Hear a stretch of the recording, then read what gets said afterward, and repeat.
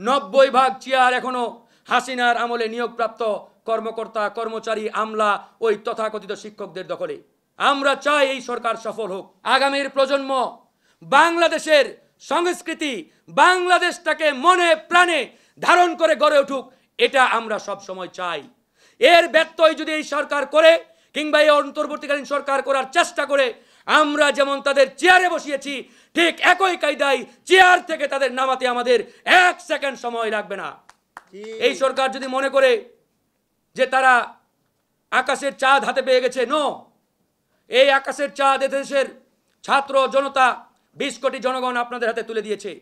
সুতরাং এই চাঁদ যদি অপমানিত হয়, কলঙ্কিত হয়, এদেশের ছাত্র জনতা চুপ থাকবে না। এটা অনেক রক্ত ত্যাগ শহীদের বিনিময়ে আমাদের সরকার।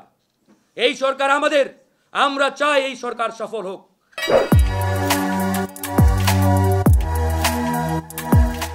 এই সরকারকে আমরা ব্যর্থ হতে দিতে চাই না।